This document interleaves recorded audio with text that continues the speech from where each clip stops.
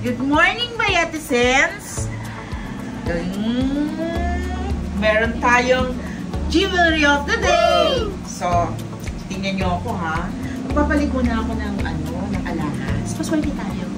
So, ito yung reflex ko sa inyo ha. Ito kasi uso-uso ngayon. Electroform.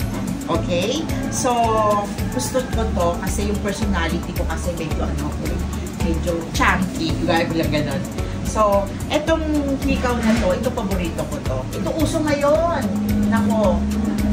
Bilhin nyo na to ha. Alam nyo to guys, nag-re-range lang to. Itong hikaw na to, nag-re-range lang yan from 38,000 to 40,000. Ayan. Ayan ang ating hikaw today. And also, ang paborito ng lahat, Monaco! Okay? So, itong Monaco natin, pwede ito sa babae.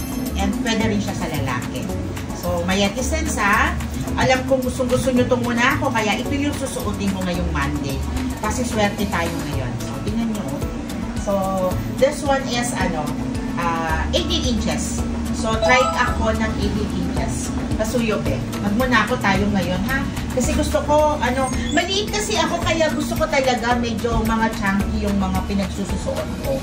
So, sabihin man nila na, grabe naman, ang lalaki ng alahas mo.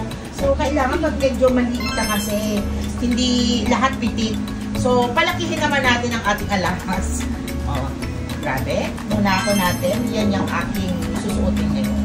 Yan. Yan. Kasi gustong-gusto nila. And, yung ating ring, ito. Sabi nila, mabagal daw ito. Pero i-try natin. Malay nyo naman. Swerte daw to. Stability daw to. So, turtle ring. So, nagre-range to from 28,000 to 30,000. Depende sa size. So, para daw hindi bumagsak ang negosyo or para hindi